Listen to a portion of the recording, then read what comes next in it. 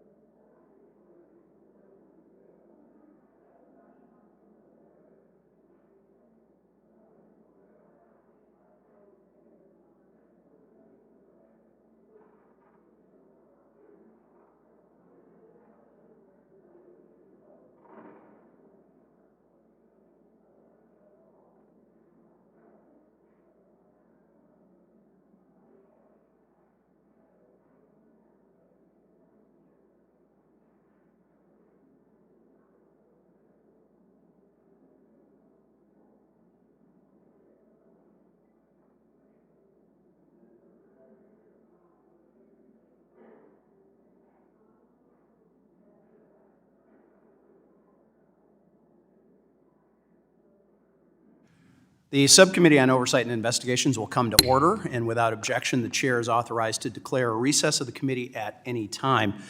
This hearing is entitled Oversight of the SEC's Proposed Climate Disclosure Rule, A Future of Legal Hurdles. Without objection, all members will have 5 legislative days within which to submit extraneous materials to the chair for inclusion into the record. I now recognize myself for 5 minutes to give an opening statement. And I want to thank the witnesses for appearing before the subcommittee this morning, especially with some of the weather challenges, but I especially want to welcome my constituent, Mr. Bill Schultz, who is in from Mattawan, Michigan, and I'm really glad that you were able to make it and to be a part of this. As I indicated last year at our first hearing, oversight is a vital check on any administration's power and on those he or she choose to represent that administration. Today's hearing should not be confused with a debate on climate change, but rather whether the Securities and Exchange Commission has the legal authority to mandate climate disclosures from all companies, and that's, I believe, is going to be the effect.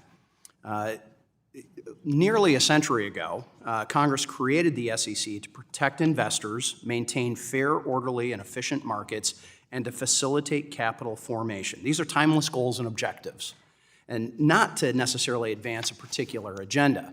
As we approach the 2-year anniversary of the proposal of the SEC's climate disclosure rule and this subcommittee's year-long investigation into that rule, I think it's prudent to examine the facts. First, the SEC has wildly underestimated the costs the rule will impose on both public and private companies. Instead of conducting a thorough economic analysis, the already overwhelmed Division of Economic and Risk Analysis at the SEC relied on left-leaning environmental activist groups to justify its rulemaking. While the SEC asserts that the rule would cost current reporting companies roughly $10 billion a year, a recent study puts that number at closer to $25 billion a year, with little analysis on how proposed Scope 2 and Scope 3 requirements will impact small businesses who frankly can't afford a compliance department, a legal department. Furthermore, this past fall, the Fifth Circuit Federal Court of Appeals ruled against a separate SEC finalized proposal relating to shareholder or share repurchase disclosure. In that opinion, the court rightfully held that, quote, the SEC acted arbitrarily and capriciously in violation of the Administrative Procedure Act when it failed to respond to petitioners' comments and failed to conduct a proper cost-benefit analysis, close quote. Given the sheer volume, pace, and complexity of rules currently before the SEC, a 9.4% staff vacancy rate as of September 2023, and IG reports citing recruitment and retention challenges, one has to wonder how many finalized rules will ultimately be vacated by the courts. Which leads us to this question. In light of the Supreme Court's ruling of West Virginia versus EPA, does the SEC have congressional authorization to implement rules related to environmental or climate issues?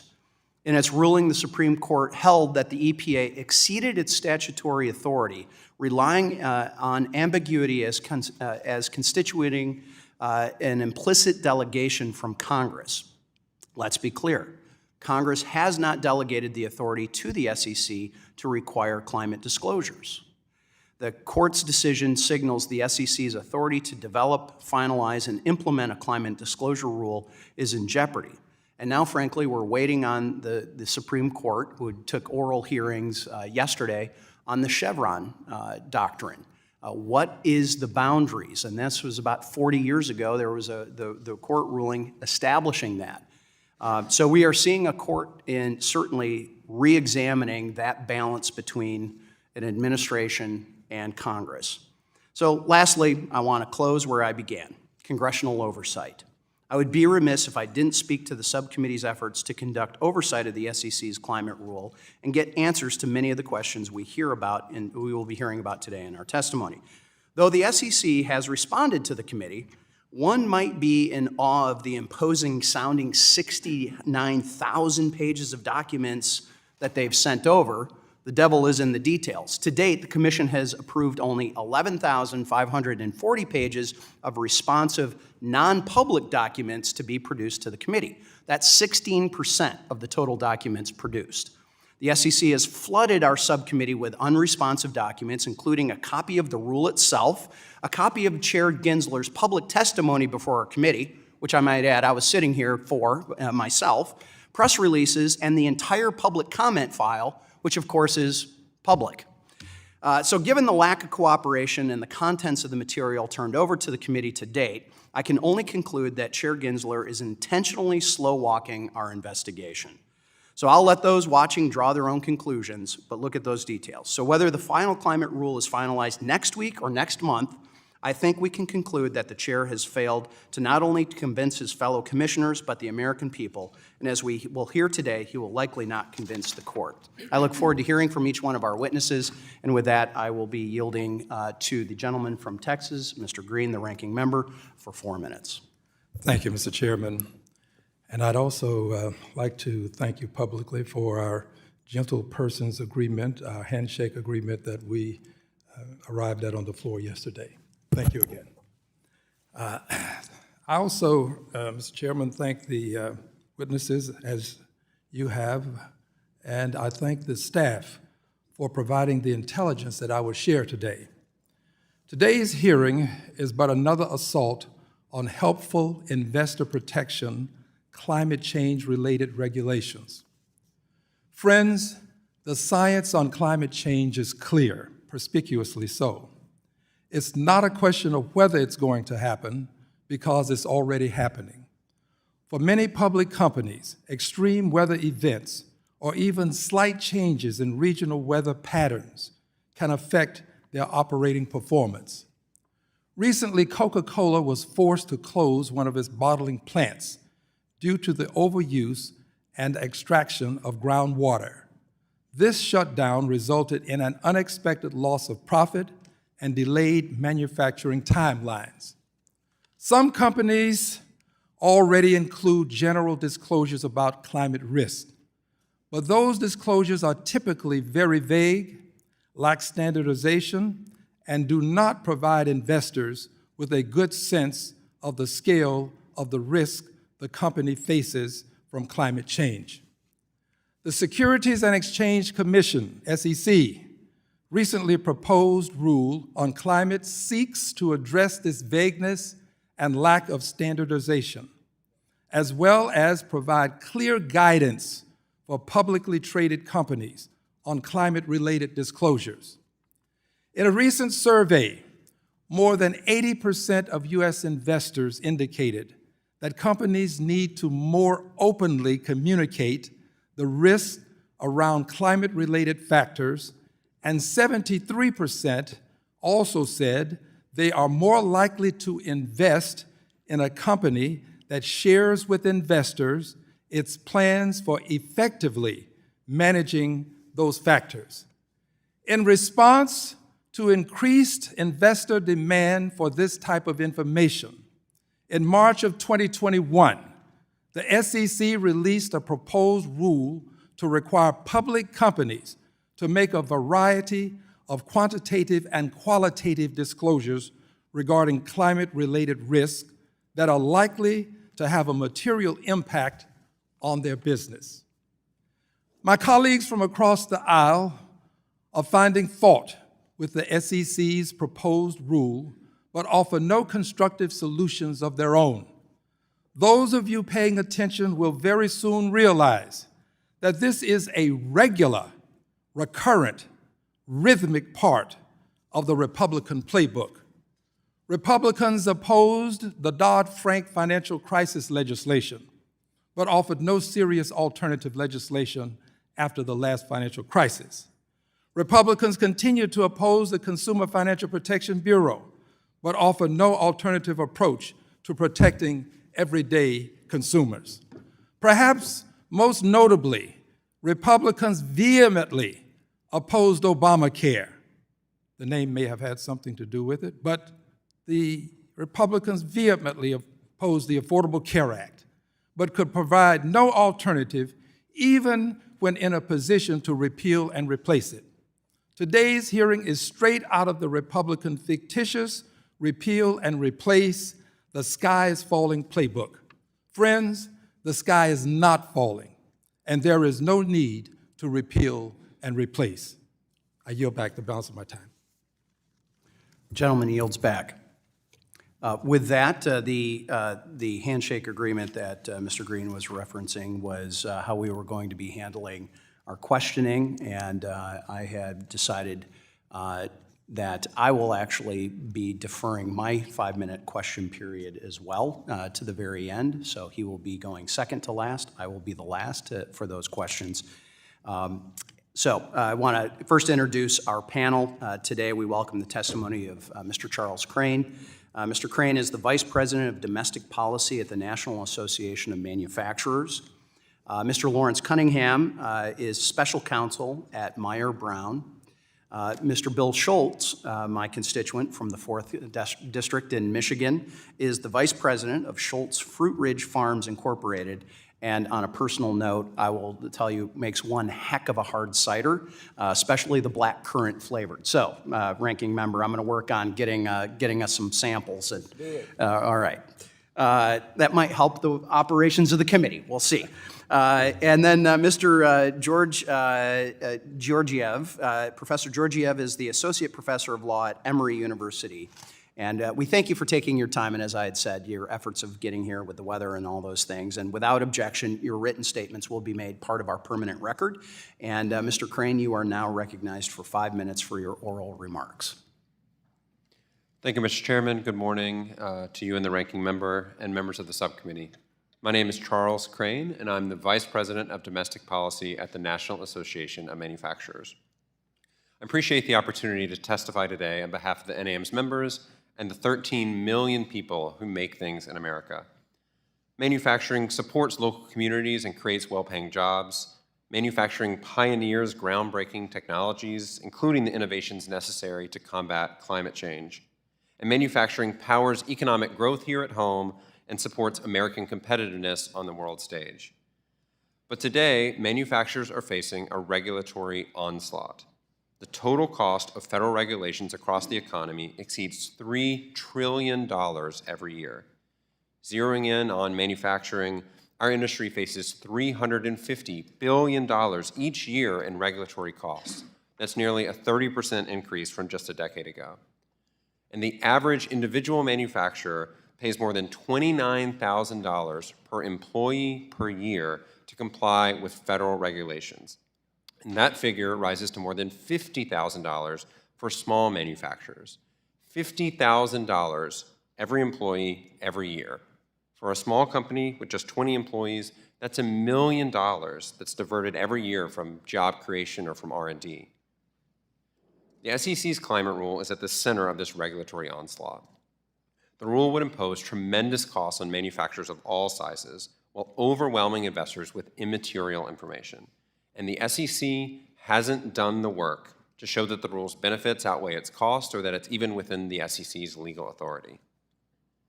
The rule's Scope 3 mandate exemplifies these flaws. Requiring larger companies to report their supply chain emissions is a significant burden, and it will fall directly on their small and privately held suppliers because it's their emissions that the SEC wants to know about. These small businesses will face an untenable choice between building brand new systems, buying expensive equipment, or potentially losing valuable customers. For the larger companies that are subject to the Scope 3 requirement, the SEC has admitted that it cannot fully and accurately quantify the cost of Scope 3 reporting. That's already a red flag for such a substantial requirement. But for the small businesses that are swept into these large companies' Scope 3 efforts, the SEC hasn't even tried. The SEC's proposal does not include any discussion of the Scope 3 cost that will fall on small and privately held businesses. The SEC has taken a similar approach to the climate rule's accounting requirements. The rule requires companies to conduct a convoluted tagging exercise to identify individual expenses that might be climate-related. Disclosure of those impacts would then live in the company's financial statements.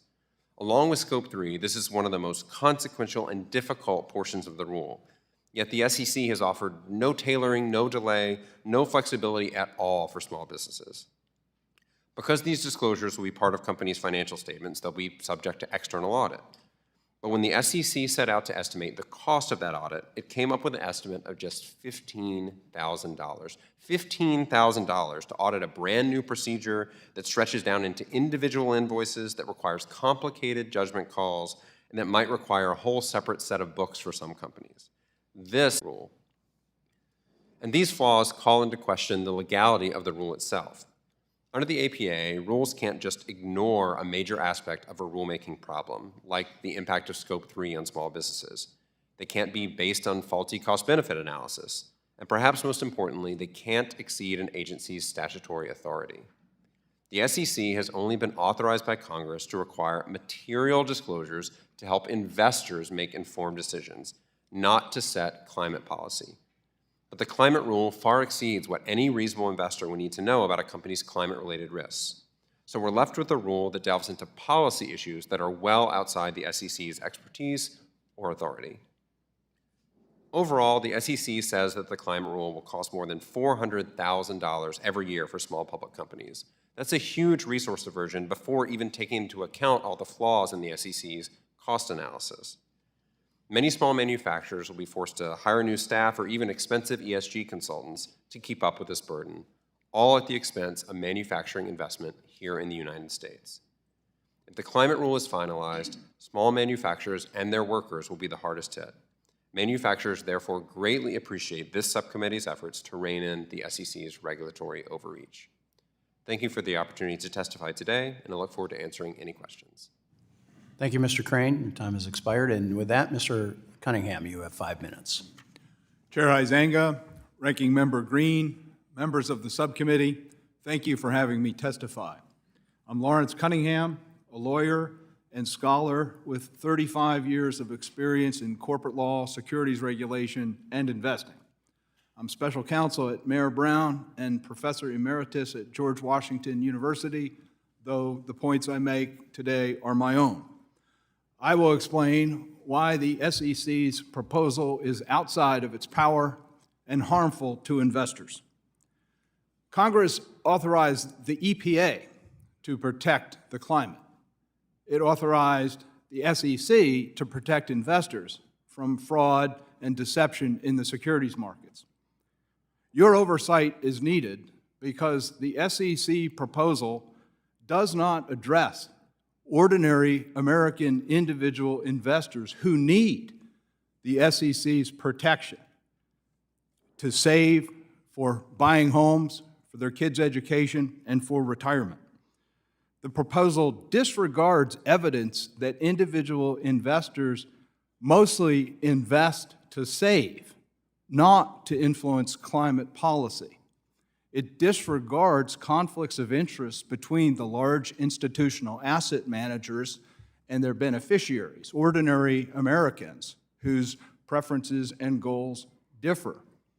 The proposal is unnecessary and harmful because existing SEC guidance, proven effective and flexible for more than a decade, already requires companies to disclose all climate risks that are material to their businesses.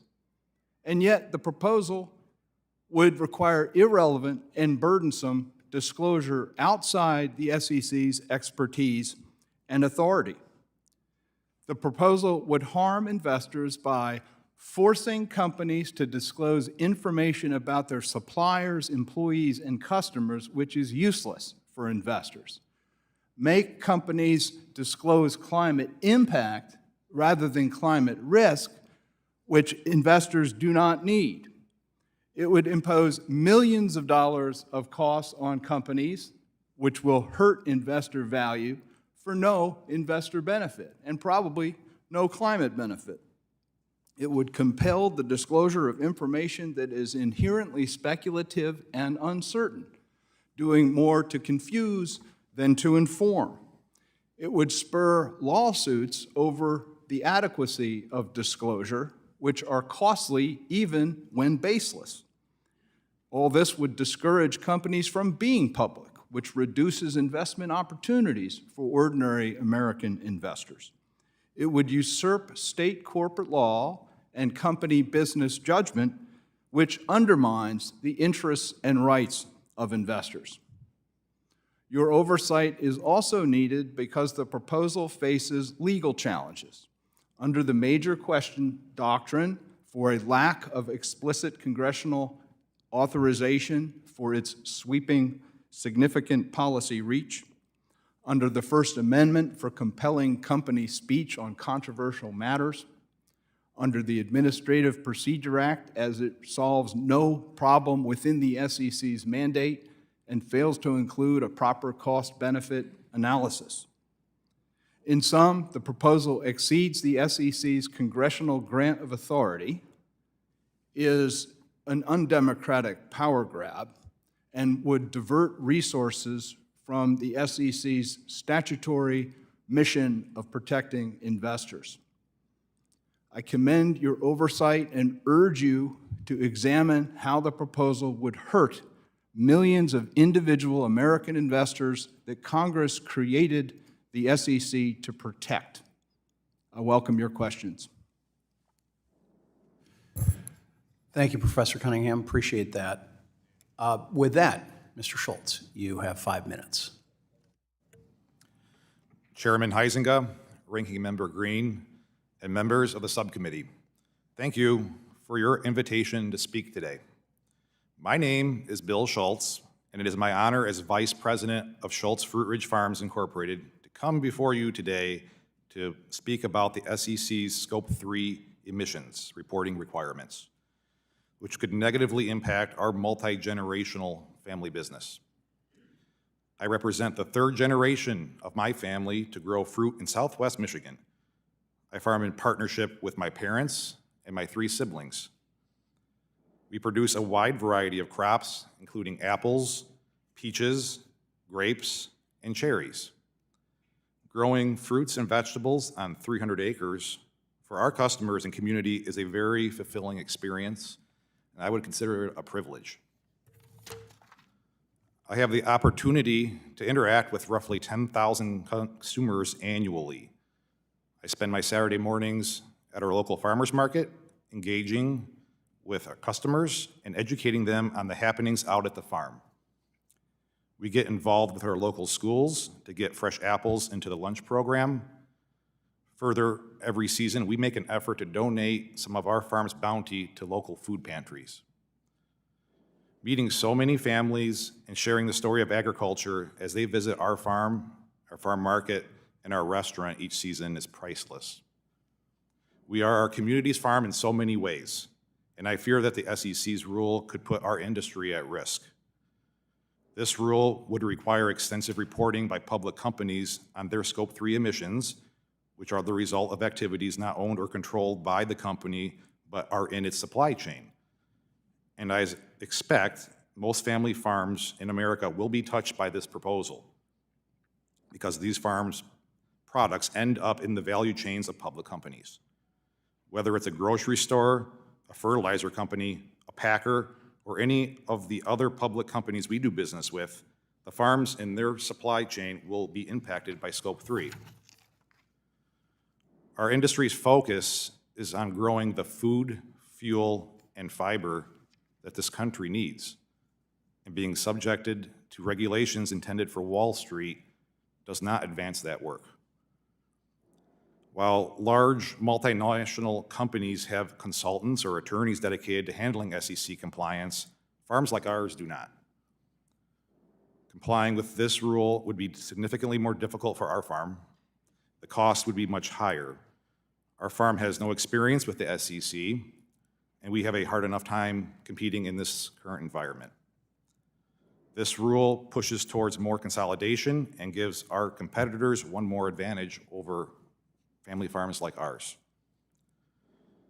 Investing in environmental stewardship is important to us because we want to take care of the land that we live on and pass our family farm on to the next generation. We have adopted conservation practices that include planting cover crops to build soil fertility. We've installed trickle irrigation systems to minimize water use, and we've planted living row middles in our orchards to reduce the need to mow. I am passionate about planting and have personally set thousands of bushes, trees, and vines with my own 2 hands. We plan and we plant for the future.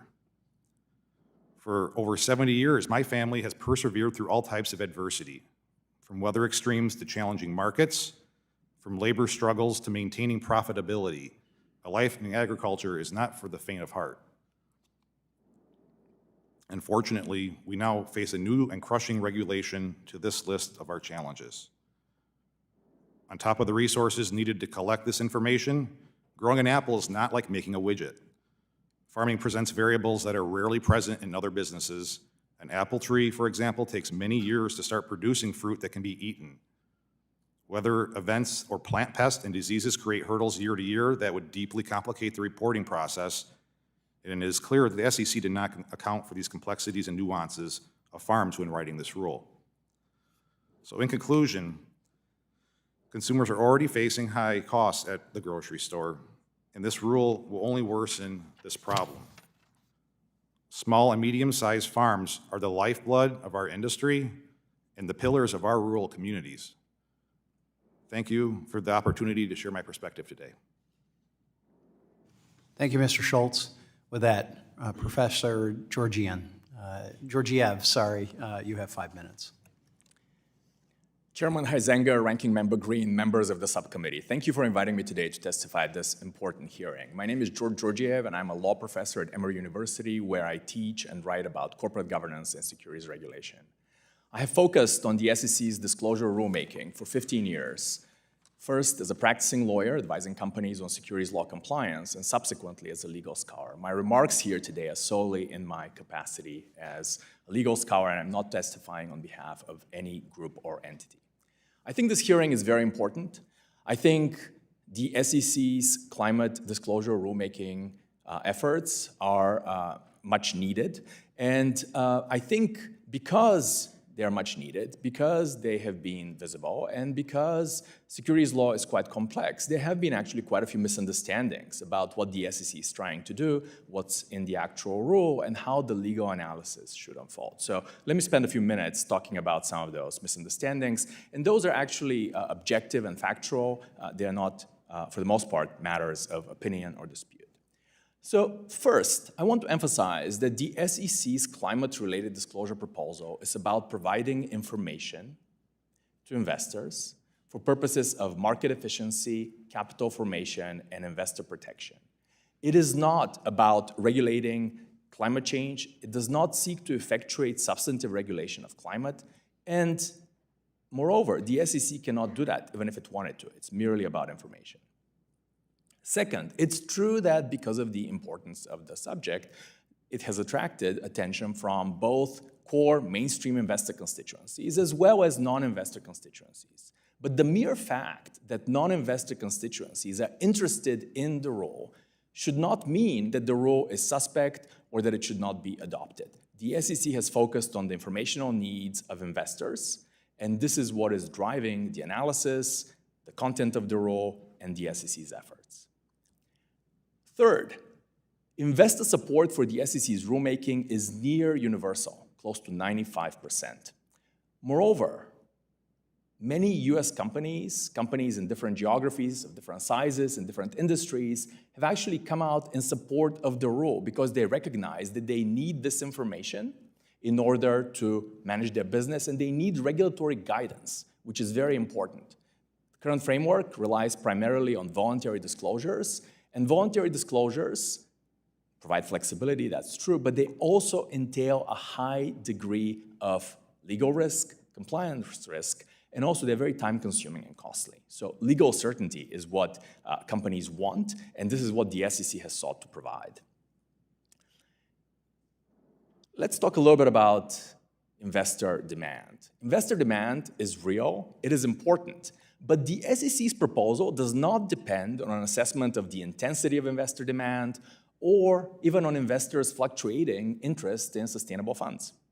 Even if sustainability-related funds, sustainability-labeled funds, were to be abolished somehow today, there would still be a very strong case for the SEC to promulgate climate-related disclosure rules because they go to the risks and opportunities of companies, and how companies should be assessed by investors in their decision-making. The next point is about the difference between retail investors, real investors, individual investors, and large institutional investors. And I want to point out that climate-related disclosure helps with market efficiency, just like all disclosure does, helps with price accuracy, helps with price discovery. And so it will help both retail investors and large investors. Even if retail investors don't care at all about climate, they care very much about the fact that they should be buying and selling securities at accurate prices. And if securities are mispriced, that's a very serious problem for the capital markets. Next, the proposed SEC requirement on greenhouse gas emissions Scope 1, Scope 2, and Scope 3 is intended to give investors an understanding of the issuer's transition risk. And this is a well-established and uncontested source of business risk that will remain present regardless of what the SEC does. These emissions disclosures do not and cannot be reflective of a double materiality approach. They do not seek disclosure of the firm's impact on the environment.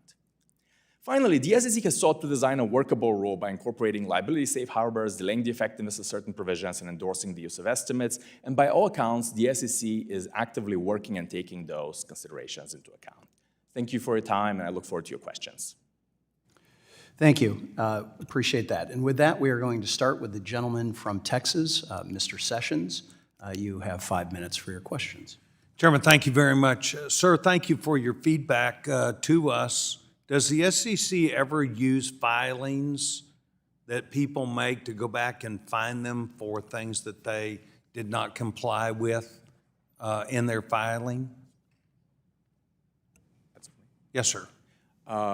Yes, it does. So it does. So it takes this, what is supposed to be that you described as important data, information that was shared for market accuracy and to do, and then they do something with it. They come back if somebody got something wrong and they fine them. It's a weapon, sir. And this is why these darn Republicans today are saying there's so much that's unknown.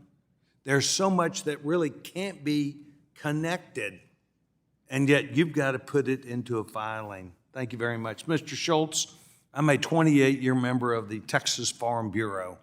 I recognize that your idea of agriculture and mine is there to help the consumer and feed the world. And I want to congratulate you on your fine young member of Congress that you have, because he's doing a heck of a job up here.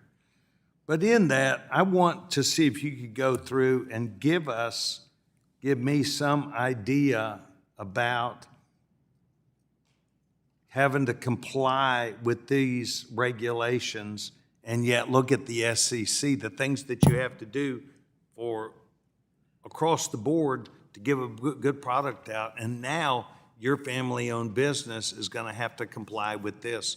Please go into a little bit more detail, because Texas has many people who are small business owners just like you.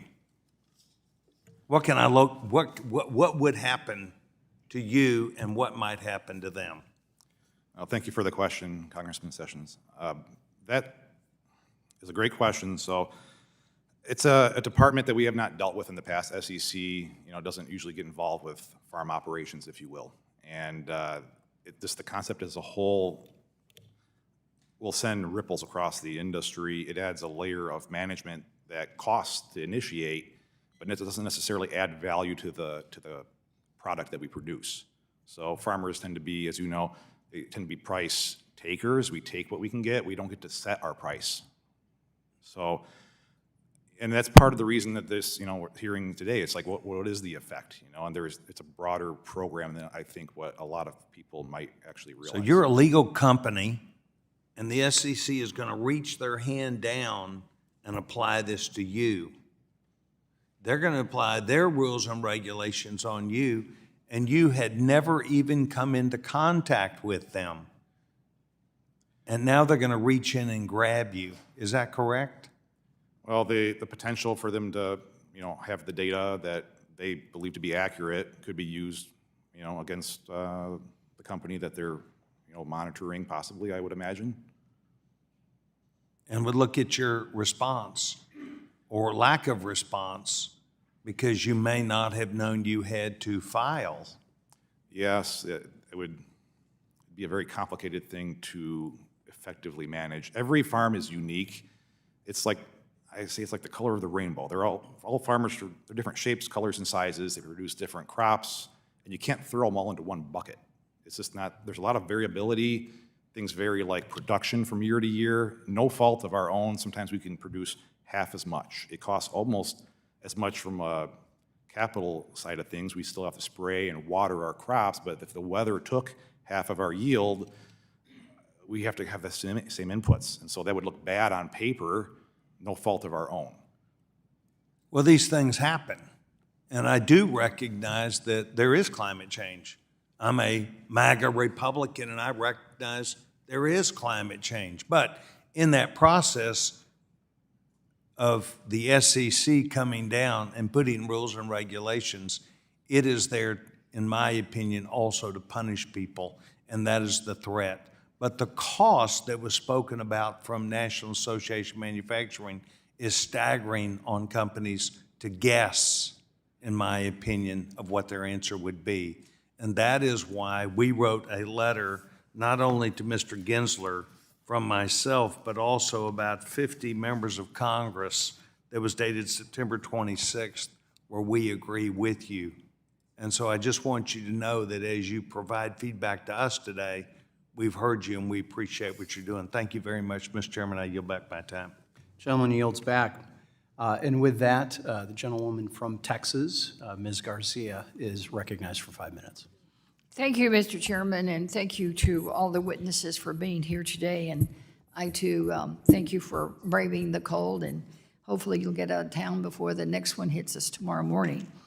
It is no secret that the SEC is leading the way in climate-related disclosures. This disclosures not only promote better transparency to inform consumers and investors, but also help the industry track their environmental, social, and corporate governance goals. Many U.S. investors are requesting companies to openly disclose their climate risks. Some companies are already including general disclosures, but it is not nearly enough. These disclosures are typically very vague and don't provide investors with enough information to make a climate-conscious and informed decision as they construct a portfolio and analyze risk. Mr. Georgievi, could you discuss why so many investors are pushing for more accurate, reliable climate-related disclosures and how a company's climate risk can lead into a financial risk for investors?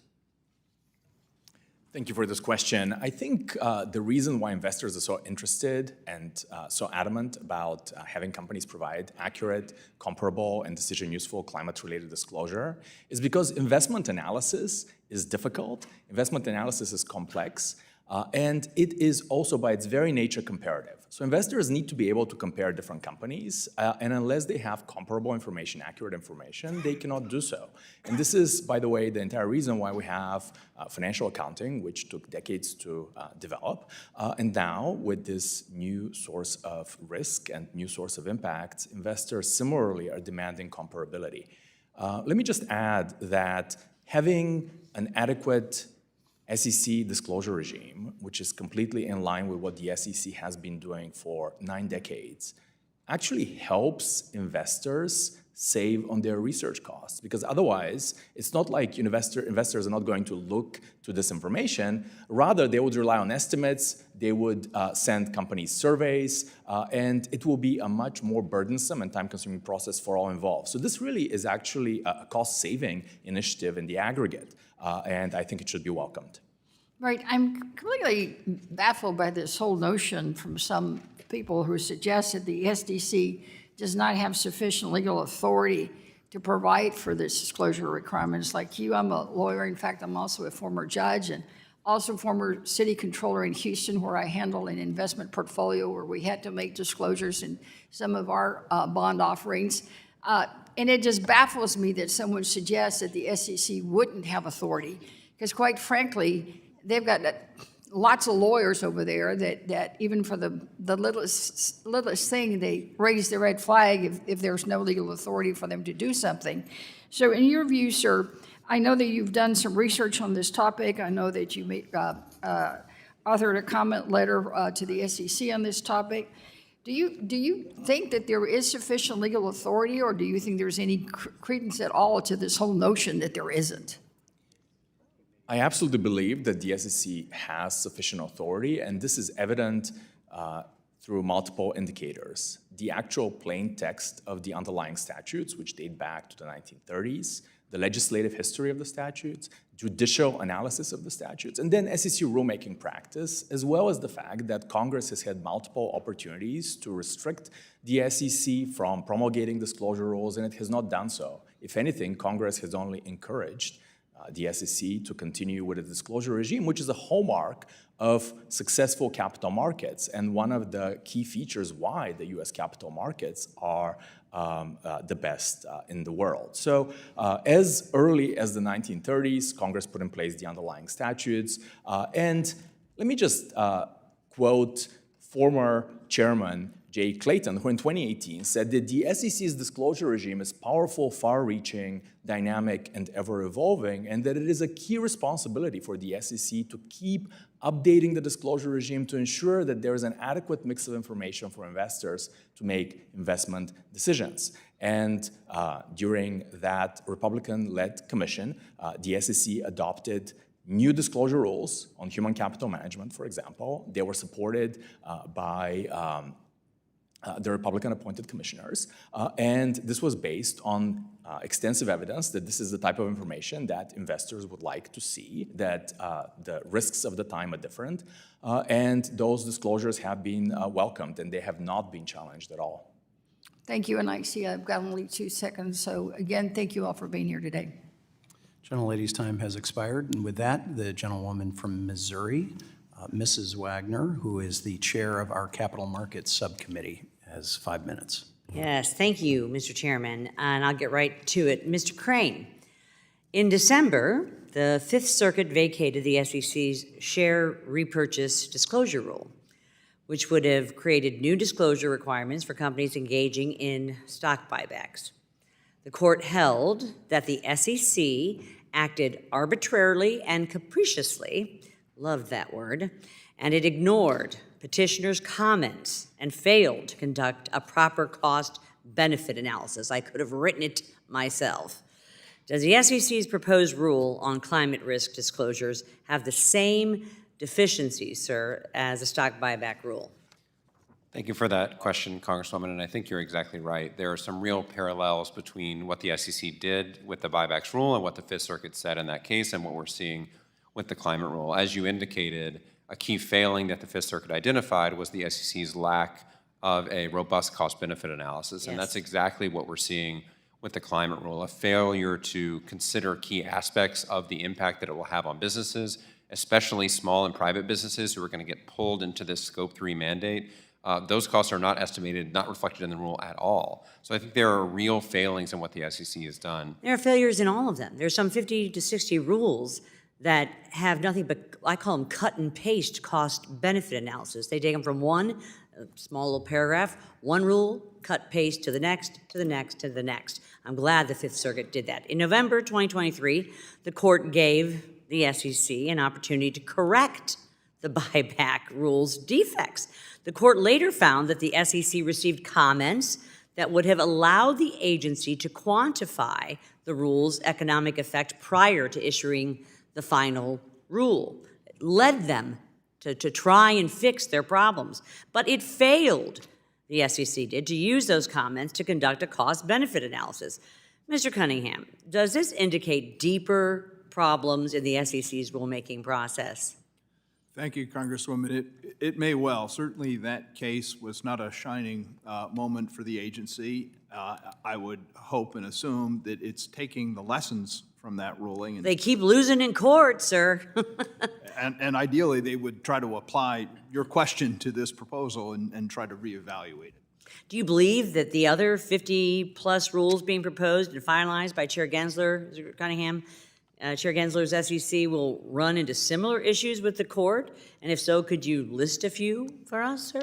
I think the volume is very difficult for any agency to produce and to faithfully comply with the Administrative Procedure Act's very specific requirements around cost-benefit analysis, rational basis, and so on. APA is not being followed. Mr. Cunningham, in the stock buyback case, the court said the SEC not only failed to validate the rule's costs and benefits, but failed to identify the problem they were trying to correct.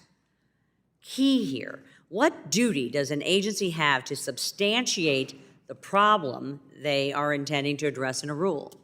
A very specific duty. It has to generate a substantial basis for its rule, and it has to explain in a rational way what it's trying to accomplish. It also has to solicit public comment, and so it needs to articulate some problem, some benefit. And the agency's own policies require it to do that as well. Well, the court noted that the simple finding of a benefit, and I thought this was very, very informative, the simple finding of a benefit is not enough to substantiate the need for a new rule on its own. Right. Why does the court require agencies to substantiate the problem the rule is intended to fix? Well, without substantiation of the problem, you risk being accused, maybe rightly, of being arbitrary and capricious, the word you love so much. Just like And so, the court said. Yeah, that's what an agency is required to do. Just articulate a rational basis that the public can participate in commenting on, and that will entail identifying a problem and identifying benefits from the solution. Why should Congress and the American people be concerned if an agency, like the SEC, is allowed to propose a rule simply on the basis that it would provide a benefit to the public rather than working to fix an actual issue that is a current problem in the market? Agencies, look, Congress creates the agencies and endows them with some powers, but it cannot delegate legislative powers to those agencies. So the agencies need to be responsive to Congress and to the judicial branch as well. And so there's a balance among the executive, Congress, and judiciary, and without adhering to the APA, it upsets that balance. And so the American people would be right to be concerned about upsetting the democratic process. My time has expired, and I appreciate the chair's understanding, and I yield back.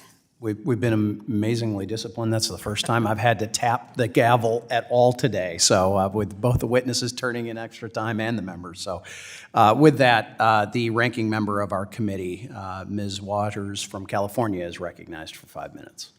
Thank you very much. Georgie, Evive, opponents of the climate proposal have long argued that the SEC lacks the legal means to require companies disclose their emissions data and related risk. However, in a comment paper you submitted on the proposal, you go into great depth about the pre-existing authority of the Commission. The Commission has, you said, they have the authority to promulgate such disclosure requirements, particularly in the area of environmental related matters. Could you briefly summarize how the SEC has legal authority to require that public companies disclose their climate risk and emissions metrics?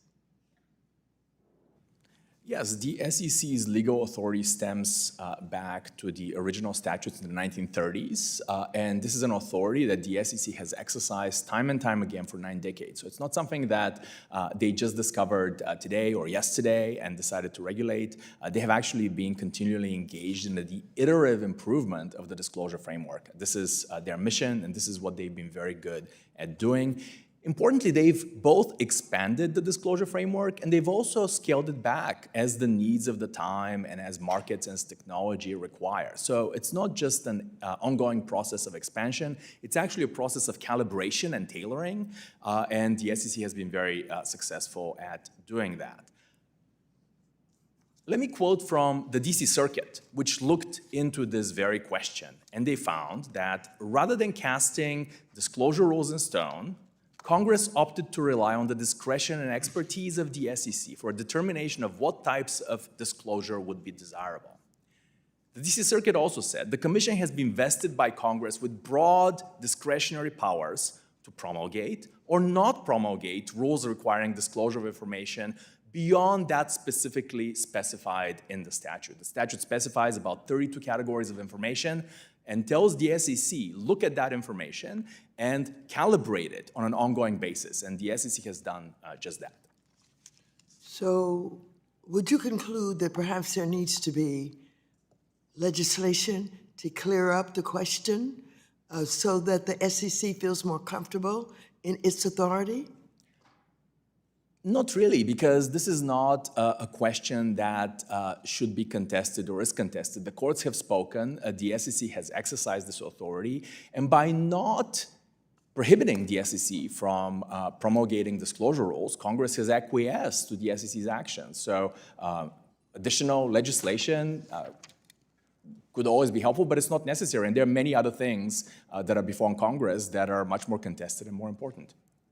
Thank you. Mr. Cunningham, on your law firm Mayor Brown's website, it states, and I quote, environmental, social, and governance, that is ESG, considerations are increasingly high priorities for global businesses. Mayor Brown has a strong track record in helping clients around the world address ESG issues. Recognizing the importance of ESG principles to its clients, Mayor Brown also has a core commitment to engaging in responsible business practices in its day-to-day operations, including with respect to ESG.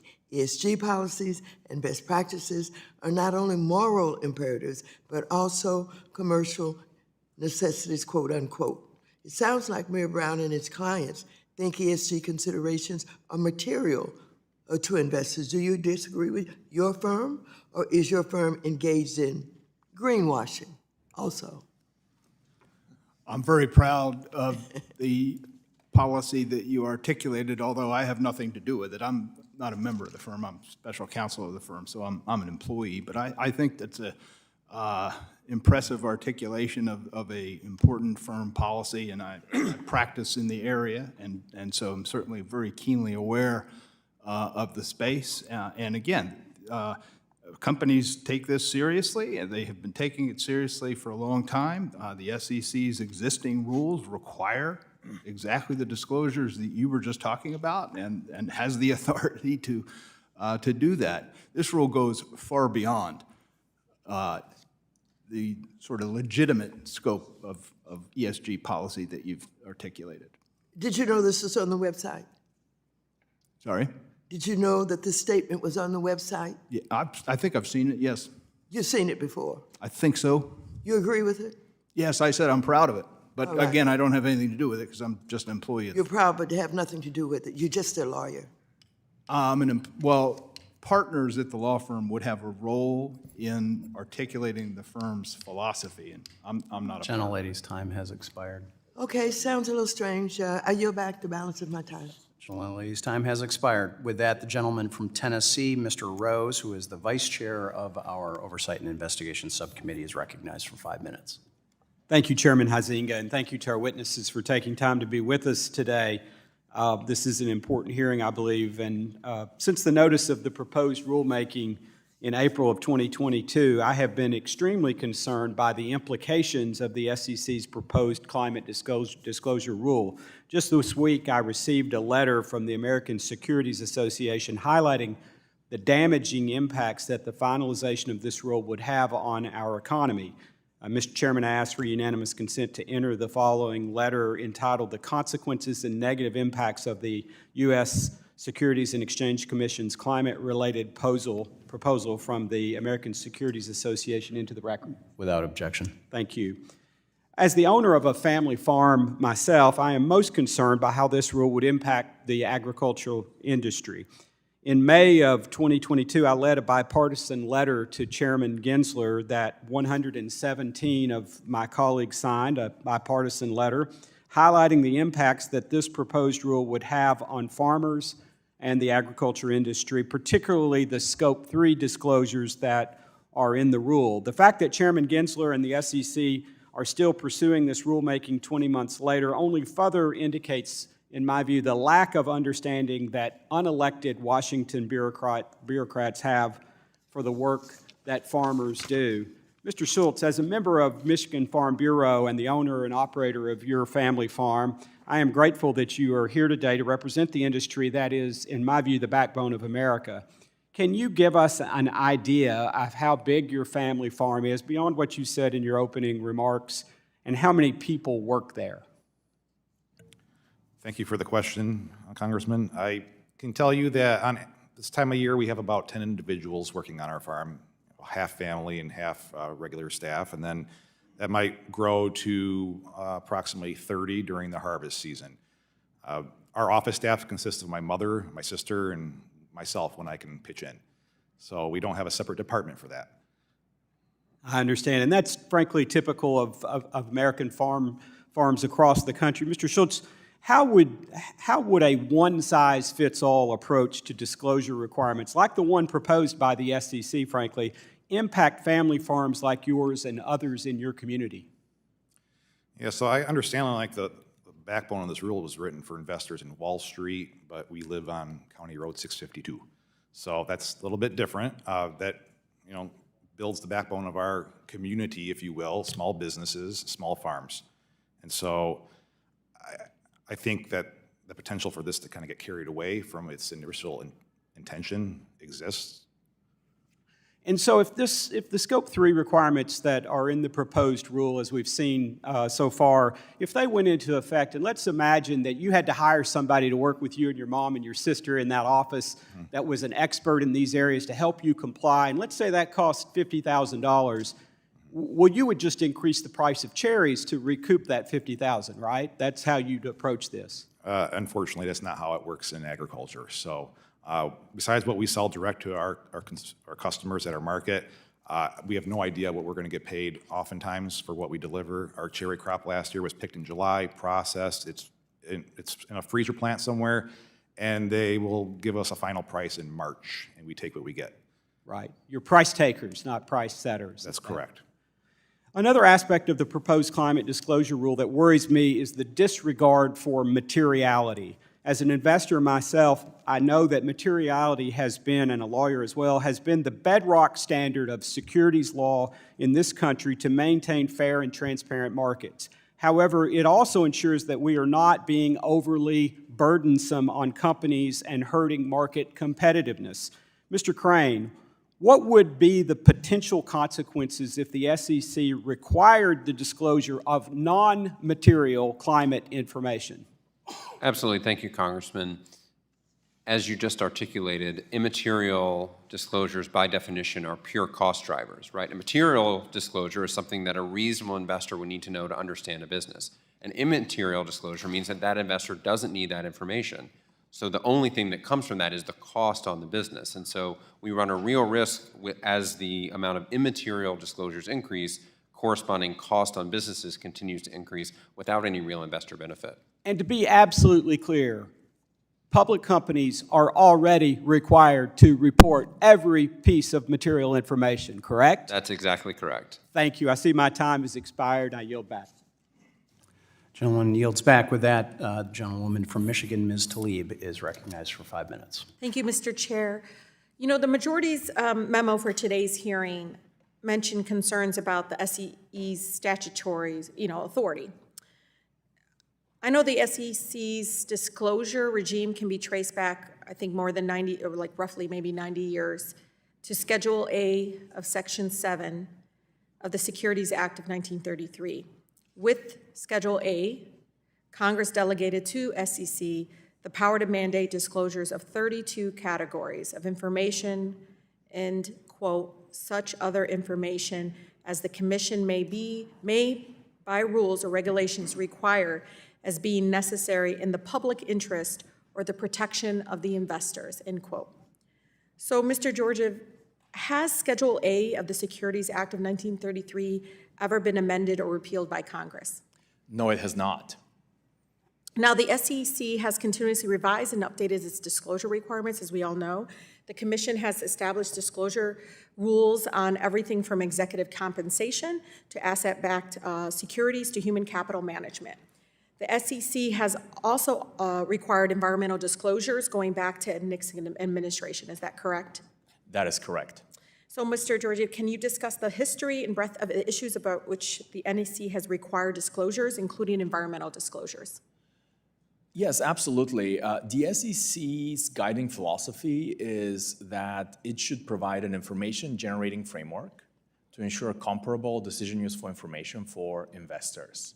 And so the SEC looks at markets, looks at economic developments, and calibrates the existing disclosure framework for the conditions of the time. And that's why, even though Schedule A has not been repealed, the SEC has expanded and narrowed down certain disclosure requirements, basically engaging in ongoing tailoring, iterative modernization, you can call it different things. I mean, Professor, I think in 1979, the DC Circuit Court of Appeals stated that, quote, the commission has been vested by Congress with broad discretionary powers to promulgate or not to promulgate rules requiring disclosure of information beyond specifically required by statute. That's absolutely correct, because Congress realized that it cannot monitor on a real and current basis what is going on in the markets. Financial markets are extremely important. Capital formation is extremely important. Investor protection is extremely important. And that's why we need an expert agency to do that. And Professor, you know, it's important. I just want my colleagues to understand. Over the course of 9 decades of ongoing rulemaking, has any court invalidated an SEC rule for exceeding its disclosure authority? No court has invalidated the SEC's rulemaking for exceeding the disclosure authority, and I don't think a court should do so with this rule as well. Again, it's the process out there, and again, we're talking about last time, I think in 1979 and so forth, but I want to switch gears and touch on the benefits and costs of the rule. First of all, the U.S. companies should not be allowed to obscure their exposure to climate crisis risks, threatening the investment of retirees. I mean, these are our residents, our constituents, workers who need standardized and reliable information. But what about the compliance costs that everybody keeps hearing? Both I think California, European Union have adopted mandatory climate-related disclosure requirements, which are likely to be more extensive than even the requirements of SEC's final rule. So, Mr. Georgia, since thousands of U.S. companies will have to comply with California and EU disclosure requirements anyways, right? What impact will this have on net compliance costs? Let me just step back and say that the SEC by statute is not required to compare costs and benefits and conclude that there is a net benefit. So Congress has not determined that this is something that the SEC needs to do, because cost-benefit analysis of financial regulation is very difficult, and courts have even said that an agency is not required to measure the immeasurable. It should not engage in speculation. And so I think that is very important to understand about the proper role of cost-benefit analysis. Now, it is exactly the case that both California and the EU have adopted mandatory disclosure requirements, very closely resembling those of the SEC, and actually in the case of the EU going much further. And so 3,200 US companies are expected to be captured by the EU's sustainability reporting requirements. That's a lot of companies, and they will need to comply with those disclosure requirements. And so the added cost, the marginal cost of SEC compliance is likely to be zero or very minimal. And in fact, standardization, harmonization, coordination can actually help. Yeah, well, just for my colleagues, like, let's not distract from legal authority or compliance cost. Like, we're distracting the public. It's really important for us to protect our constituents, and this is one way we can do that. Thank you. Gentlelady's time has expired. The gentleman from Oklahoma, Mr. Lucas, our chair of the Science Committee and former chair of the Agriculture Committee, is recognized for 5 minutes. Thank you, Mr. Chairman, and I'm particularly pleased that you invited a real farmer to be with us today. That's always a bit of fresh relief in this place. I will note we've got a couple of real farmers on the committee as well, so but it's always good to have someone else in the audience. Absolutely, but we have a day job. His day job is on the farm every day. Mr. Schultz, turning to you for just a moment. You've discussed a number of the issues that involve the impact of the SEC's proposed regulation on you. Once again, remind us, ultimately, I suspect this will bring cost onto you and every other farmer and rancher in the United States. I am very concerned about how you deal with that. So tell us for just a moment, in the nature of your family business, which is really kind of typical in many ways of small farms and ranches in the United States, when you're impacted by the additional cost, potentially you'll have to have more staff. when it comes time to fill out the forms that I suspect the people that you sell your product to, not just retail consumers, but if you sell to an entity that then uses that in a fruit or a jam process or in some other prepared food process, they will turn back to you to fill out things in order for them to cover their backside. The reality. You can't just raise prices.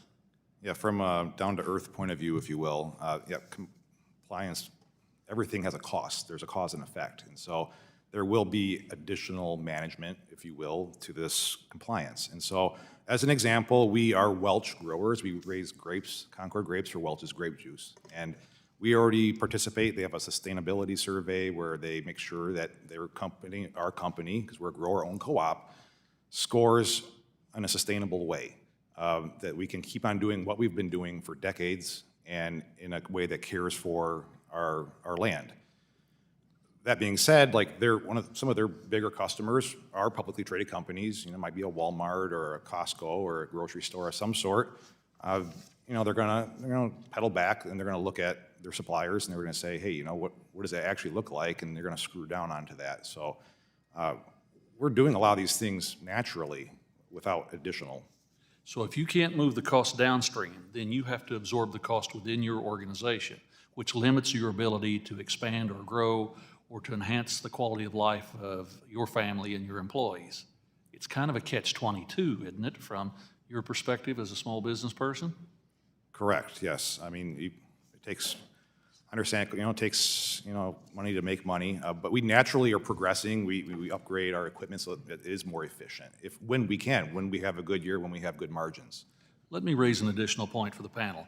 In place of any cost-benefit analysis, the SEC instead relies on international standards developed outside the Commission, such as the Financial Stability Board's Task Force on Climate-Related Financial Disclosures, the TCFD. The task force's report alleges there is currently a misallocation of capital towards carbon-intensive industries, and that these disclosures will help correct that. It appears that the SEC is pushing forward international standards with the self-described goal of redirecting the allocation of capital towards preferred activities. Mr. Cunningham, can you speak to the SEC's difference to international standard setters and what is the risk of us using these as jurisdiction over climate-related disclosure rule? Yes, thank you, sir. There is no evidence that U.S. securities markets are mispricing stock that leads to capital misallocation. I can't speak about the markets in the rest of the world. They're probably not as efficient as ours. And those international standard setters are focused not on U.S. markets, but on global markets. So it would concern me if the SEC decided to follow international standard setters rather than focus on our own markets, which might be quite different. And I would note for the record, it's worth noting that the chair of the Financial Stability Board's task force is an individual that has spent hundreds of millions of dollars on campaigns to shut down American energy and chemical businesses through initiatives like Beyond Coal, Beyond Carbon, Beyond Petrochemicals. The report from the TCFD is given legitimacy when the SEC replicates it for its own climate rulemaking. However, an SEC rule is an entirely different burden than a voluntary disclosure network, even when written by activists. Mr. Crane, can you discuss the practical differences between these voluntary disclosure frameworks and the SEC's proposed rule? Absolutely, and I'll be brief because I know your time is short. Many companies are participating in the TCFD framework in a way that makes sense for them and their business. The SEC would impose a compliance burden that is a government mandate. It's really an apples and oranges comparison. Thank you, and thank you, Mr. Chairman. Gentleman's time has expired. With that, the gentleman from California, Mr. Vargas, is recognized for 5 minutes. Thank you very much, Mr. Chairman. I appreciate this meeting very much, this hearing, and thank the ranking member. You did say, though, however, Mr. Chairman, that this was an oversight and made a claim that the hard cider from Schultz Fruit Ridge Farms is very good, and I hope that we get a chance to do oversight on that personally. So moved. And it is an honor to have you here, sir. I agree with what the SEC is attempting to do here. I think that that's no secret. I've always have, and I think that it's certainly within their jurisdiction. We've talked a lot about the courts today, and it's very interesting. You get old enough, and I guess been around long enough, you find out that sides change. It used to be that my Republican colleagues used to look to the courts and say they're a bunch of activist judges. We need to change them. We need it differently. Then they did. They did change the judges. Now you have more conservatives. Now they look to the courts. They say, well, the courts said this. And I guess I look at it and I remember my law school days, one of my professors, Roberto Unger, who said that the legal outcome in a dispute really depends on the particular legal notable. And the particular legal notable is potentially the judge, whether he's conservative or whether she's liberal, or the bad attorney or the good attorney. It depends on what you do, because you get people to do the same thing, certainly in criminal law, and you get different outcomes. So it depends on a particular legal notable. But I find it kind of interesting now that the Republicans point to the courts as some sort of objective standard when it changes. And in fact, interestingly, we had some Supreme Court justices that said, oh, no, we would never change Roe versus Wade. That's precedent upon precedent. Then, of course, the first thing they did was change it. So it is interesting how things have changed. But anyway, I move on. I do want to ask this, because I always ask this. How many of you believe in climate change, that climate change is happening? You raise your hand if you can. Yeah. And I thought so, and I appreciate that, because I think that's the first time we've ever had that here. Last time, there was a guy that I thought that sat right in front where you do, sir, and he did not. And he raised his hand, and he defended why he didn't believe it, which is fine, which is good. I appreciate that, but I think we've come a long way. I think we have to recognize that. The other thing I would recognize, that I do think that what is happening, this climate change, is material. I think that investors want to know. However, I do have some concerns, though, and I am going to turn to you right now, Mr. Schultz, because I do have some concerns. When you said you've planted thousands of plants with your own hands, so have I. I worked in a nursery growing up. I lived on a chicken farm, worked in a nursery. We went from liners to 1 gallons, 1 gallons to 5, 5 gallons to 15s, 15s to 24-inch boxes, and 30-inch boxes and 36-inch boxes. And I did that for years, and my parents certainly believed in child labor. I started working when I was about 10 and enjoyed it, but that's a different thing. I worked with my father. But how does this impact you? I mean, you have a very compelling story. You have a family farm. You seem like to be a very decent guy. How is this impacting you? Because it doesn't seem like the public has invested in your firm. I mean, you're always doing some of this disclosure because of Welch, because of the jam. Even my kids want to know that it's a good product. We use it. How is it affecting you? I didn't get that here. Yeah, and that's, I think, part of the reason for the hearing today is that, there might need to be some clarity as to what that might look like on the Scope 3 component, because it's a little bit maybe not clear at this point in time. And you can read it so that it would impact all the supply components into that chain, which it looks like would be the American farmer in this situation as well. So I agree with that. I mean, I do think that there should be some clarity. I'm sympathetic to that, and I think that there should be, Professor, again, and I'm very much in favor of the rule, but I'm sympathetic to that perspective. Could you comment on that? Yes, so I think we should not prejudge the role. The SEC has been very actively engaging with stakeholders and market participants, industry associations. Let me just quote a staggering statistic, which I was very surprised by when I looked it up earlier this month. The SEC has taken 372 meetings on the climate disclosure rule in the past 22 months. The chair alone has taken 178 meetings. And so the SEC is very interested in hearing feedback about the rule, calibrating the rule, fine-tuning the rule, and I expect that they're very well aware of concerns by... I think that my time's almost up, so I just wanted to make that last comment. I do think that this is a very important rule, because I believe in climate change. I thank God that all of you do, too. I think the things have changed. The world has changed, and again, I thank you. Mr. Chair, I yield back, and I do have time. Gentleman's time is now expired. With that, the gentleman from Ohio, Mr. Davidson, our chairman of the Housing Subcommittee, is recognized for 5 minutes. Thank you, Chairman. I appreciate the opportunity to wave on to this important role of the Oversight Subcommittee. And when we look at what's going on here, this is one of the more aggressive rulemakings in any of our agencies. And frankly, the Securities and Exchange Commission has been hyper-aggressive compared to most agencies. In fact, this has been the most aggressive rulemaking since Dodd-Frank, and Dodd-Frank was a major piece of legislation that passed by the House, the Senate, was signed into law, and of course it prompted rulemaking to follow the law changes. Here, the only thing that happened is Gary Gensler became the chairman. So as I've said, Gary Gensler highlights two problems. We've got a Gary Gensler problem, and we've got a structural problem with the SEC. I would love to restructure the SEC, which would effectively eliminate the chairmanship. We already have the world's best capital markets, and that's shown by the amount of invested capital in them. They function pretty well. The only thing we could really do is mess them up. And Gary has given it a really serious effort at messing them up. This is an example of overreach. It's been cited, but the West Virginia versus EPA, they don't have the legal authority. And so, Mr. Crane, I think when you talk about major questions, this would be a major question, would it not? Why would it be such a major question? I think that's exactly the right framing. The SEC has a very clear set of legal authorities to require, in this case, disclosure of material information for the protection of investors, efficient markets, and capital formation.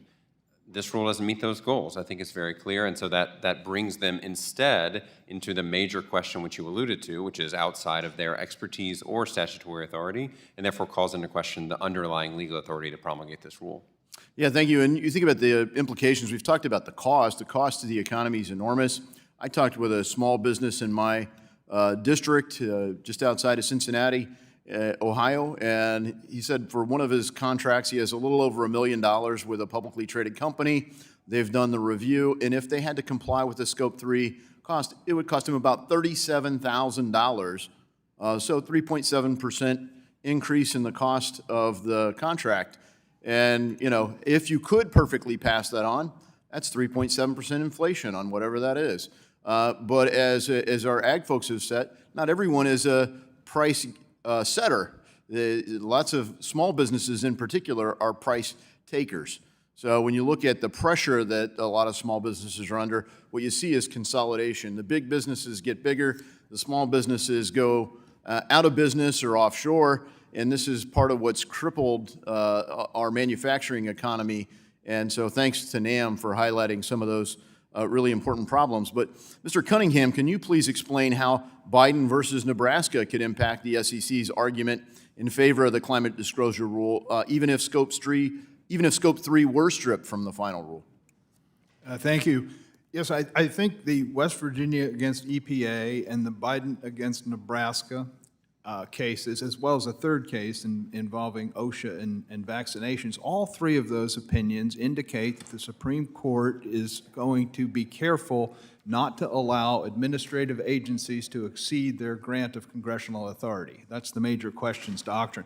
And I think one additional point about this rulemaking, at least in those three areas, the agency was acting in their lane, even though they exceeded their authority. But here, the SEC is moving into a different lane. So it's sort of, I don't know, major questions 3-0. Right. So thank you for the clarification on that. And, you know, for these reasons, I mean, I think Gary Gensler is the wrong person to be leading the Securities and Exchange Commission, but I think we have the wrong structure. So when you look at some of our agencies, you see this ping pong that goes on, and it has a big impact down through our market because one party gets their person in charge, and they decide, yeah, we're going to ram through this thing, and it's done with power instead of persuasion. And I'd like to see a 3-3 structure to the commission because then, you know, the 80-20, 70-30 issues, they're going to figure it out. And the things that get political because, you know, this is a topic that's going to get political, it comes to this body. There is a body in our country that's supposed to decide these 50-50 issues, and right now it's about a 50-50 power sharing arrangement here in this body. We're supposed to have those arguments, but we're supposed to have them here in Congress, not with unelected, very unaccountable bureaucrats, and Gary Gensler couldn't highlight that problem much more effectively. I hope we do something about it, and I yield back. Gentleman's time has nearly expired. With that, gentleman from Illinois, Mr. Kasten, is recognized for 5 minutes. Thank you, Mr. Chairman.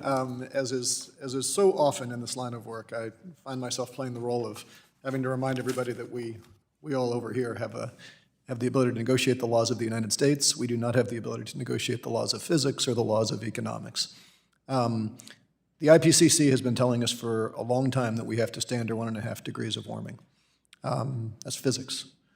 Last year, we hit 1.48. We are going to overshoot. There's irreversible damage that is coming. According to NOAA, just in the United States, climate-related weather disasters from 2018 to 2022 cost us over $617 billion. That's a little over $120 billion a year. That number is both huge and increasing. Last year, the U.S. climate-related weather disasters cost us $176 billion. Those are the insured losses. Actual losses are worse for those who aren't insured. 2020 CFTC report under the Trump administration said, and I quote, "Climate change poses a major risk to the stability of the U.S. financial system, and regulators and financial institutions need reliable, consistent, and comparable data and projections for climate risks, exposure, sensitivity, vulnerability, adaptation, and resilience." In the last year, we've seen major insurers, State Farm, Allstate, and others, pull out of Florida, pull out of California, pull out of Louisiana. Those risks are not going away. They're simply being punted onto lenders, property owners, including but not limited to farmers, I would add. Given all of this data, is there any of you, the four of you there, who disagree that climate change is creating significant financial risks to our economy and to the companies that participate in our economy? Do any of you disagree with that sentence? Okay, the record will show that we're all in agreement. That's terrific. Mr. Crane, moving to you. When you invest as an individual, do you review the risks that a company is disclosed that they're exposed to before you make your investment decisions? I'll confess I'm more of a mutual fund investor myself, so I'm not looking at individual stocks all that Fair often. enough. You and me both. Would you advise someone to consider the risks before they make an investment? Put it that way. Certainly, an investor making these types of decisions would need to understand the material risk. And if you were considering an investment in a company and you said, boy, I've identified a real significant risk here, can you share it with me? And they said, no, that's not material, go pound sand. Would you invest in that company? Would have to see the individual facts, but it probably wouldn't be the most productive interaction. So I share that because when we have hundreds of billions of dollars a year of loss in the system, there's a lot of companies who are saying, I don't want to disclose these risks because I can't attract capital if you do. And my colleagues across the aisle are saying, you know what, that's not material, go pound sand. Understand the motivations here. Mr. Georgiev, Supreme Court in Basic versus Levinson said that information is material, quote, if there is a substantial likelihood that a reasonable shareholder would consider it important. Going back to my question with Mr. Crane, is there any debate that a reasonable investor would view these hundreds of millions of dollars of disruption a year as materially significant and important? If the investor is reasonable, then they should view these sums as materially important. Okay. Mr. Chair, I'd like unanimous consent to introduce into the record a 2022 survey by Environmental Resources Management. Without objection, sorry. This survey found that institutional investors today are spending $1.4 million annually to collect, analyze, and report climate data to inform their investment decisions. It also found that the average corporation is spending about $500,000 a year, about a third as much money, to voluntarily disclose that data. So in other words, and I think, Mr. Georgiev, I think you had mentioned this in your testimony, this is not a question about whether or not there are costs to disclose this data. Of course it takes time to go and get data. This is a question about who is responsible. So Mr. Georgiev, is it the responsibility of companies to provide information to investors under our accounting rules, or is it the obligation of investors to spend their money to go and discover what risks public companies are exposed to? So public companies have voluntarily opted into the public company disclosure regime. They derive a benefit, access to highly liquid, large, and efficient capital markets. And in return for that, they have to provide information. That is the basic bargain that has been in place since the 1930s. And so it is very much, if they want to derive the benefits, then companies have the obligation to provide that information. But are these voluntary climate disclosure regimes consistent? Do all companies provide the same data? Are they all obligated? No, they're not, and they're also much more difficult to enforce. Thank you, and I'm out of time, but this hearing is really about whether we are going to protect investors' rights to access information or protect companies' rights to withhold information from investors. With that, the gentleman from Nevada, Mr. Horsford, is recognized for 5 minutes. Thank you to the chairman and ranking member for the hearing today. But here we go again. Republicans are so focused on their outrageous culture wars that they're not going to spend our time today talking about the issues that are imperative to the financial sector. Instead, we've convened so that my colleagues can continue to bash what is really a customer-driven initiative. I think that amidst this renewed push, it is worth pointing out that the new products that my colleagues are so quick to deride only exist because there is a market for them. And I thought that the other side was for free markets. Why would we deny wide swaths of investors the information they care about when they are making investment decisions, especially when this information already exists in many instances? I'm really tired of spending our time obsessing over manufactured culture wars instead of doing the work that the American people sent us here to do. Our focus could be focused on access to capital for small businesses, for example, bolstering financial literacy efforts to build a more inclusive financial sector, or, as I've suggested previously, addressing the ever-skyrocketing cost of housing. During our last spat of anti-ESG hearings, we learned just how detrimental it can be if we blind ourselves to the very real risks associated with a company's mismanagement of their local environment. So I'm baffled to have to say this, but I believe that our nation's investors and other financial services professionals know best how to manage their risk. They are in the business of managing risk in all of its forms, and in any risk that these professionals deem to be material, that should be included within the decision-making process of their purview. I'm a firm believer that a better informed investor is never a bad thing, and it is clear to me that the SEC has the authority to prescribe these highly sought-after disclosures. Mr. Jajorbev, as you may know, the majority of investors have made clear that they want companies to disclose climate-related information. We've even seen companies begin to disclose this information voluntarily.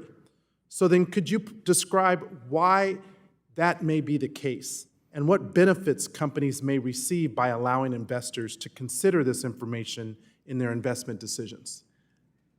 So voluntary disclosure serves an important role.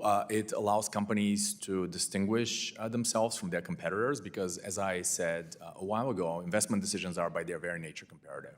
And so companies are always looking for a way to stand out.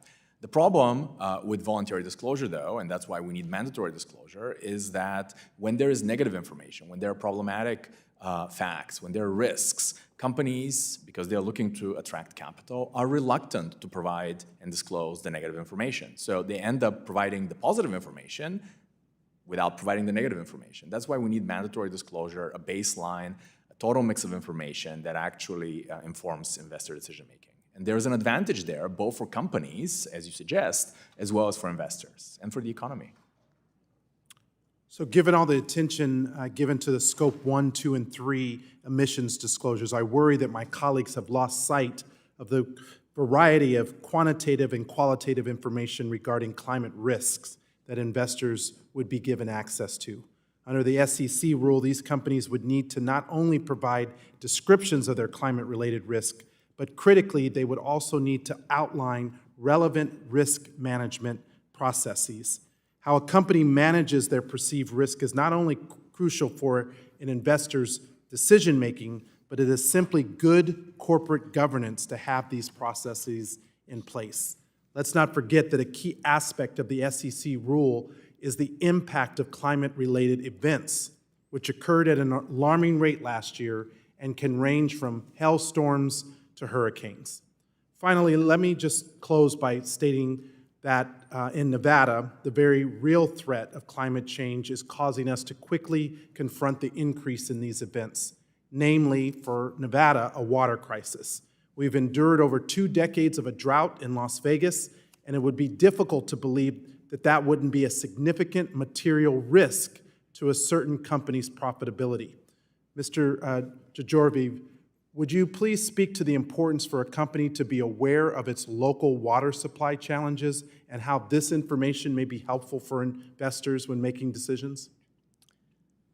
Yes, so water is a crucial resource, it's a critical resource, and it's a scarce resource. And so it is very important for companies to be aware of supply chain challenges, and this is where water scarcity comes in. Thank you very much. I yield back. Gentleman's time has expired. With that, the ranking member, Mr. Green from Texas, is recognized for 5 minutes. Thank you again, Mr. Chairman. I greatly appreciate all that has been said today. And it appears, Mr. Chairman, that we have to identify our legitimate real farmers' bona fides. So I'm proud to tell you that I know what well water tastes like. I know what G and haw sound like. I know what chitlins taste like. I know what a smokehouse smells like. I know what living on a farm where you have no running water as we know it today is like. I grew up on a farm in my early childhood, and I would have you know that I have great appreciation for Mr. Schultz and what he's having to contend with. And to this end, I have a statement dated September 12, 2023. It's from Reuters, and Mr. Gensler was appearing before Congress, and here's what Mr. Gensler said. It is not the Commission's intent to have farmers or ranchers in Montana or any other state report on goods they sell to publicly traded companies. SEC Chair Gary Gensler said in response to questions from Democratic Senator Tester of Montana. So I want you to know that this is still in its infancy, it's metamorphosing, and it has not been finalized. So there's still much to be said, much to be done, and you have quite a few advocates who would not want to see Walmart pass on its cost to you. I think that this is something that you can be assured people are going to work hard to prevent. Moving on to my next topic rather quickly, but while I'm doing that, Mr. Georgiev, would you comment on my comments, please? Yeah, so I think your comments are very apt. I think it's important to underscore the fact that what the SEC is doing here is providing, making sure that companies provide investors with relevant information rather than seeking to regulate climate change. And so this benefits all sorts of investors, investors who are agnostic about the effects of climate change, as well as investors who are very concerned about the effects of climate change. Because if investors who are agnostic, if they're contrarian and want to invest only in companies that don't believe in climate change, they will get that information through the SEC disclosure rule. So it helps all sorts of investors regardless of their beliefs. And that is the beauty of this rule, and that is why the SEC is on solid footing in promulgating this rule. Thank you very much. Moving on to industry experts giving some guidance. This is not novel. When the oil and gas disclosures were codified, industry experts were used. So this is something that we've done before, and there's no reason why we can't do it again. Again, Mr. Georgiev, would you comment on my comments? That is absolutely right. The SEC is a disclosure agency, and it, in all cases, has relied on the expertise of technical bodies to come up with the right disclosure requirements. So what it is doing here with the TCFD is not at all unprecedented. We had a similar process with the oil and gas disclosure rules, first adopted in the 1970s, revised in 2009, as you point out. We've had the same process in the context of executive compensation, very complex matters of asset-backed securities, and so on and so forth. So the technical assistance that the SEC is getting from bodies, which, by the way, include participation by U.S. government officials and supervision by them, is not at all unprecedented. Finally, it has been said that on one hand, this should be left to the EPA. But then on the other hand, the SEC already has the authority to do it. So why would we leave to the EPA what the SEC has the authority to do? Would you comment on my comments, please, Mr. Georgiev? Yeah, absolutely. So just because an issue involves climate change, it doesn't mean that only the EPA and NOAA can touch it. All agencies of the federal government have to make allowances for climate change. The Department of Defense, for example, is making allowances for climate change. And so it is not, the EPA is doing one sort of, it has one particular remit and is doing one sort of regulation. The SEC is doing information regulation for a very specific purpose to benefit investors. Thank you, sir. I close with, I also know what a hen house egg tastes like. I yield back. Gentleman yields back. And I know that there's a number of folks that have grown up on a farm. I believe Ms. Garcia was on a ranch, and a number of our members. And so I'm glad to hear that this is taking some root. You read a comment from Mr. Gensler. It may be the intent, but I'm afraid it may not be the application, and that's part of the reason for this hearing today. Recognizing myself here, I wish Mr. Vargas was still here. He was talking about somehow miraculously Republicans have started looking at the courts favorably. One, appointments matter. Two, what those appointments do and how they do it matters. When we see an activist expansionist court versus a constructionalist court, that's very different, and we clearly are seeing that right now. He also asked Mr. Schultz, my constituent, really, how are you affected?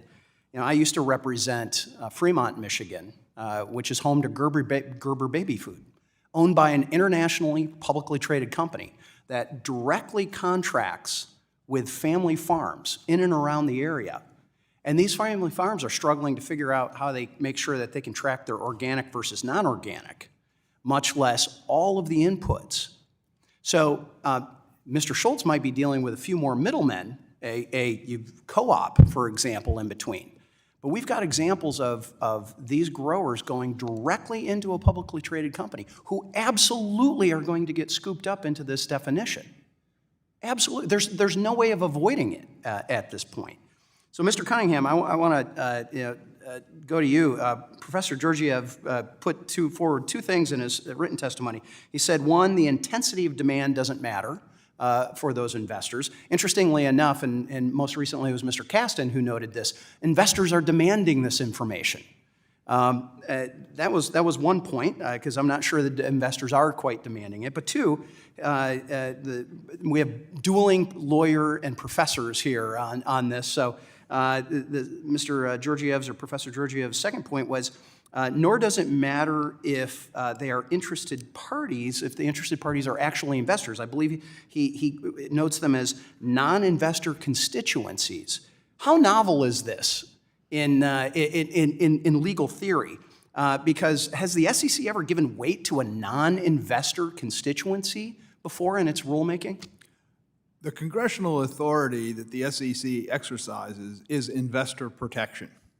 That's it. And so everything it does has to connect back to that. And in this proposal, they went to great lengths to talk about investor demand, which is a novel concept, as a way to support invoking its authority under investor protection.